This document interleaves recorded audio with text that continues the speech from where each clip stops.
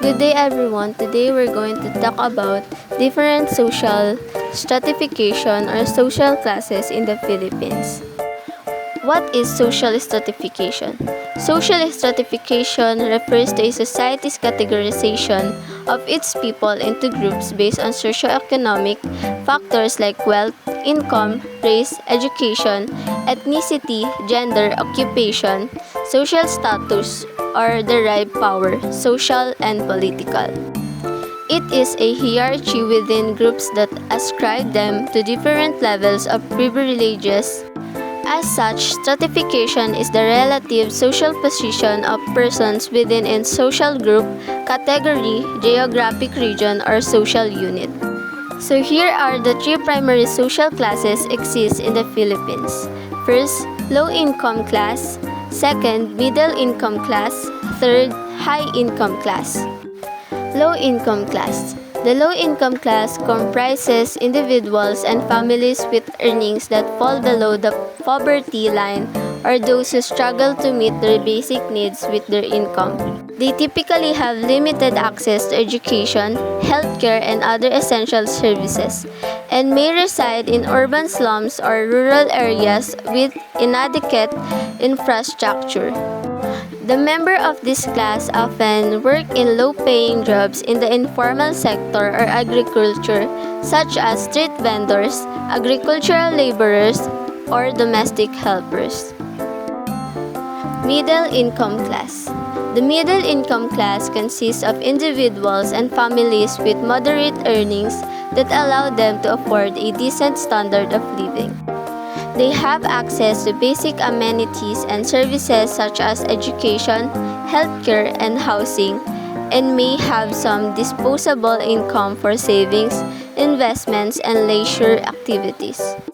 The members of this class are usually employed in various professions such as teachers, nurses, engineers, office workers, and small business owners. High-income class. The high-income class comprises individuals and families with substantial earnings that far exceed the national average.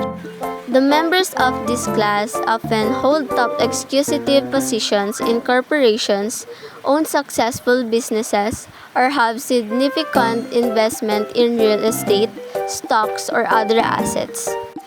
They enjoy a luxurious lifestyle with access to exclusive amenities, private education, healthcare, and other premium services. They also wield significant social and political influence. Here are my comments or opinions regarding the problems we encounter in the Philippines. First, income inequality. One of the most pressing issues is the significant gap between the rich and the poor. The concentration of wealth and resources among the elite exacerbates poverty and limits opportunity for social mobility.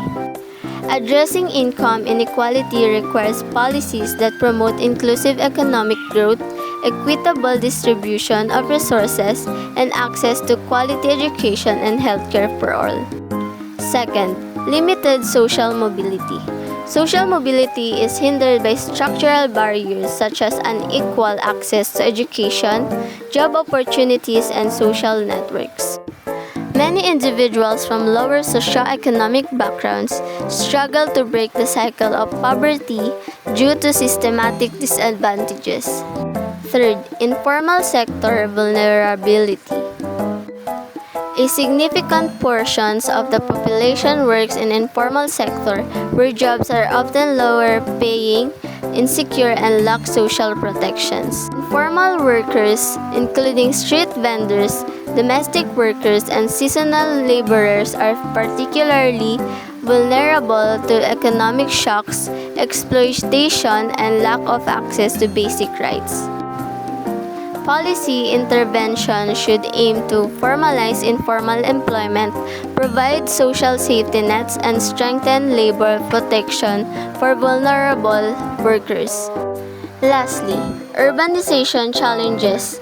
Rapid urbanization in the Philippines has caused a surge in informal settlements and urban poverty, leaving many without affordable housing, clean water, or basic services. To address this, urban planning must prioritize inclusive development, investing in affordable housing, infrastructure, and social services for marginalized urban communities. Here are my concrete suggestions on how to combat these problems. First is progressive taxation. Impose higher taxes on the wealthy, inheritance, and luxury goods to fund social welfare, education, healthcare, and infrastructure for the marginalized. Second, education and skill training.